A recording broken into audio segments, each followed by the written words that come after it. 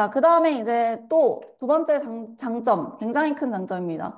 압도적인 인프라라고 제가 써놨고요. 그 인프라라고 하는 것에는 교수진이라든지, 뭐, 제공되는 연구비 혹은 연구시설 등이 들어가 있고요.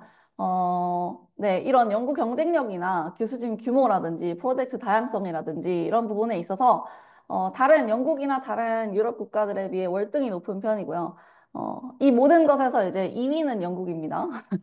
네, 제가 뭐 편드는 건 아니고요. 네, 그냥 그렇다라는 말씀이고, 그래서 이제 미국 대학은 되게 랩실 중심으로 좀 돌아가게 되어 있고요. 그다음에 또 한 가지, 그래서 이제 이 연구가 잘 되어 있으면, 연구 시스템이 잘 되어 있으면 뭐가 좋으냐, 특히나 학부생에게는 도대체 어떤 혜택이 있느냐라고 한다면은 제가 기회라고 써놨는데, 약간 연구 기회를 생각을 하시면 될 것 같아요. 그래서 연구 기회 같은 경우에도 학부에서도 예를 들어 undergraduate research program이라고 해가지고 학부 연구 프로그램 같은 거에 참여를 할 수도 있고요.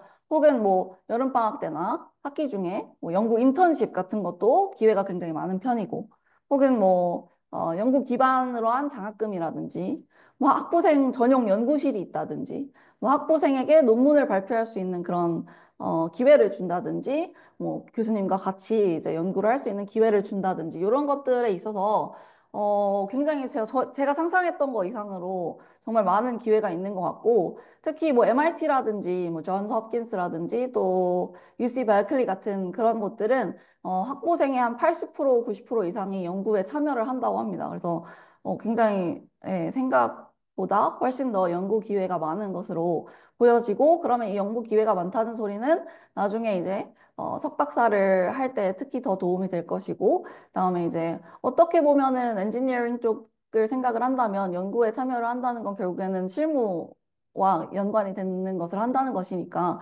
그런 부분에서도 플러스가 많이 되겠습니다.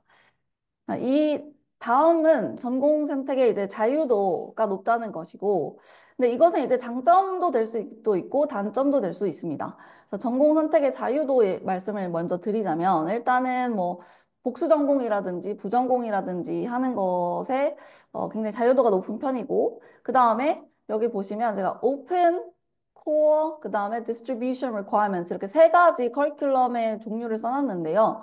어떤 학교들은 오픈 커리큘럼을 채택을 하고 있고요. 이거는 그래도 커리큘럼 중에서 굉장히 자율성과 유연성이 굉장히 높은, 네, 그런 오픈 커리큘럼이라고 생각하시면 될 것 같고, 지도 교수님과 굉장히 많은 시간을 보내게 되는 그런 시스템이라고 생각을 하시면 될 것 같아요.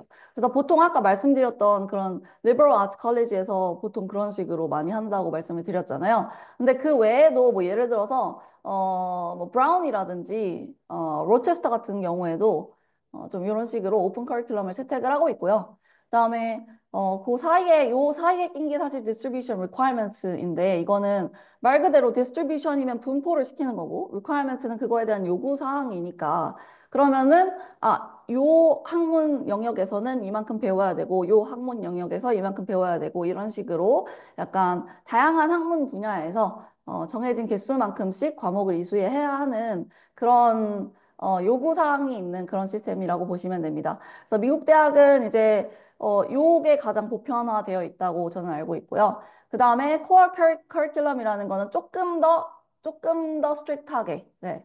학교에서 정한 이수 과목이 꽤 많이 있는 그런 시스템이라고 보시면 되고, 콜럼비아라든지, 뭐, 시카고라든지 그런 곳들이 약간 코어 커리큘럼에 해당이 됩니다. 그래서 미국 대학은 요 세 개 중에 하나를 채택을 하고 있다라고 생각을 하시면 편할 것 같고, 그 중에서도 약간 이런 식으로 distribution requirements처럼 다양한 학문 분야를 배우도록 이제 설계가 되어 있는 그런 커리큘럼이 많다라고 생각을 하시면 됩니다.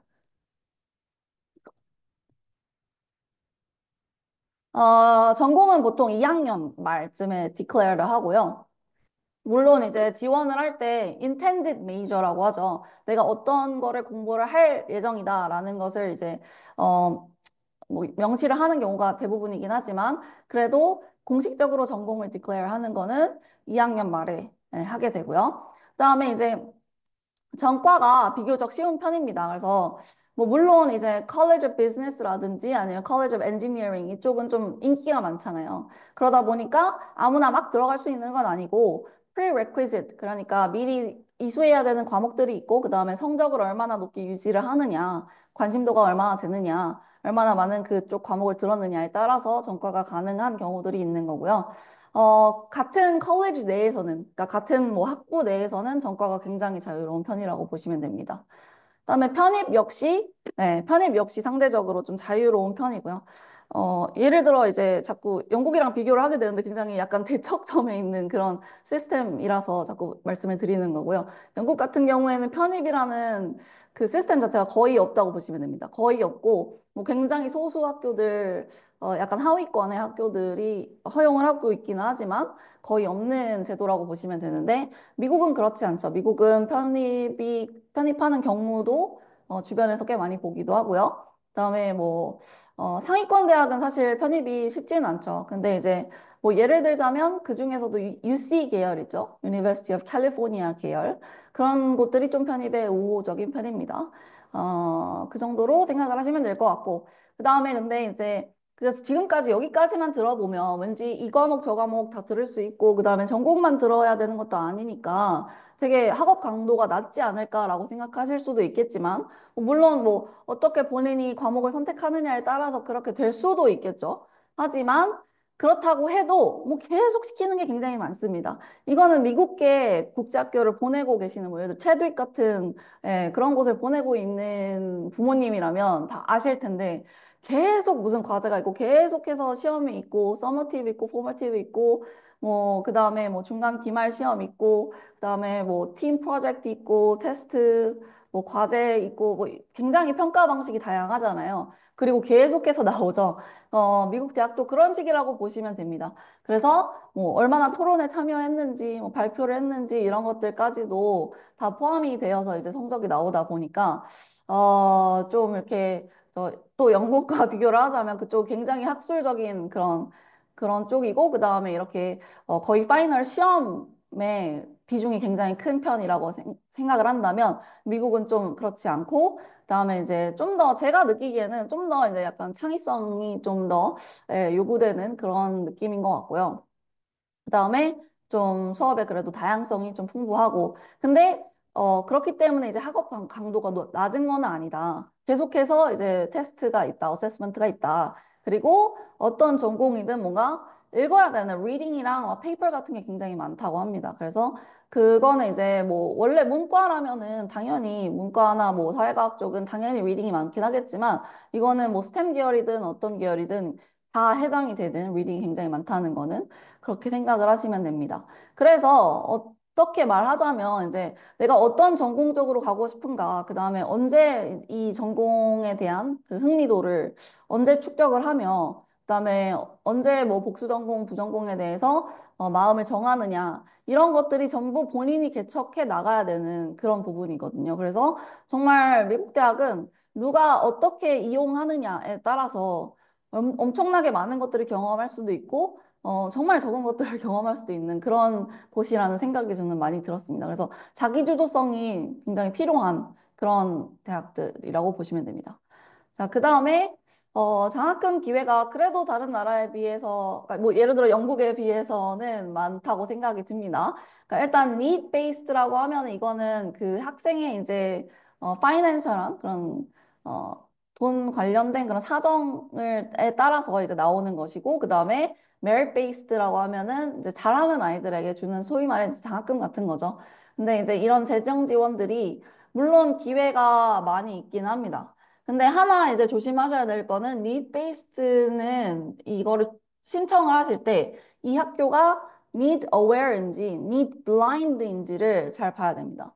need blind면 이 need based를 선택을 했는지 신청을 했는지 안 했는지 이 사람들이 모르는 상태에서 그냥 입학을 할 수 있는지 입학을 할 수 있는지를 평가를 한다는 소리고요. 그다음에 need aware면은 그거를 입학 사정관이 뭔가 하나의 기준으로 같이 생각을 한다는 얘기입니다. 그래서 아무래도 need aware인 곳은 need based를 신청을 하게 되면은 합격률이 좀 떨어질 수가 있습니다. 입학 심사에 영향을 줄 수 있기 때문에 이거는 굉장히 조심하셔야 되고 need blind인 곳은 이제 뭐 하버드, 예일, 프린스턴 그다음에 MIT 정도가 있습니다. 뭐 아머스트 정도도 있겠네요. 네. 그래서 장학금 신청 여부와 입학 결정이 무관하냐 아니냐 이거를 잘 보셔야 되고요. 그다음에 뭐 메리트 베이스는 당연히 그냥 학생의 능력에 따라서 주는 거기 때문에 입학 심사에 불리하게 이제 작용하는 일은 없고요. 다만 이제 저희가 다들 드림 스쿨로 가지고 있는 아이비 리그라든지 뭐 MIT라든지 등은 뭐 아예 메리트 베이스가 없는 학교들도 꽤 많이 있습니다. 네. 그 학비는 그쵸. 아무래도 공립이 좀 더 낮고요. 4천에서 6천만 원대라고 보시면 되고, 그다음에 사립은 연간 8천만 원대이고, 좀 높은 곳은 뭐 1억까지 가기도 하고, 그렇게라고 보시면 됩니다. 이거는 제가 어떻게 평균을 냈냐면, 한국 유학생들이 많이 있는 탑 30, 탑 30고 대학교랑, 그다음에 아이비리그랑 아이비리그 플러스를, 아이비 플러스를 다 합쳐서 제가 평균을 내본 거거든요. 그래서 사립이랑 공립 나눠서 그렇게 평균을 내본 거니까, 그래도 꽤 유효하지 않을까 하는 생각이 들고요.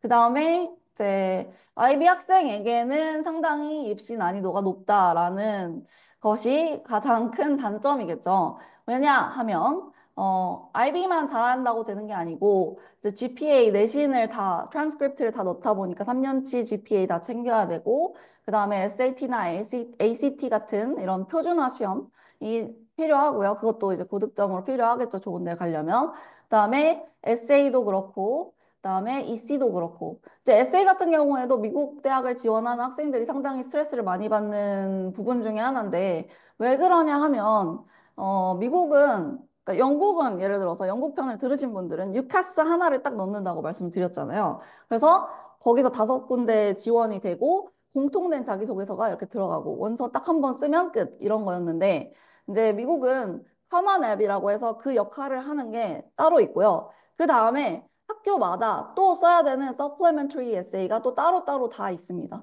그래서 원서 쓰는 것만 해도 굉장히 시간을 많이 빼앗기는 일이기 때문에 그런 것도 있고 그 다음에 EC 관련해서도 역시 미국이 가장 종합적으로 여러 가지를 바라는 편이라서 여기 제가 써놓은 것은 holistic review라고 써놨는데, 네, 아무래도 가장 이제, 뭐랄까요, 학생의 개성과 잠재력을 같이 중시하면서 여러 가지 뭐 사정이 될 수도 있고, 뭐 학교의 프로파일이 될 수도 있고, 여러 가지를 굉장히 아울러서 보는 그런 시스템이라고 보시면 됩니다. 그래서 가장 좀 불확실성이 높다고도 저는 생각을 합니다.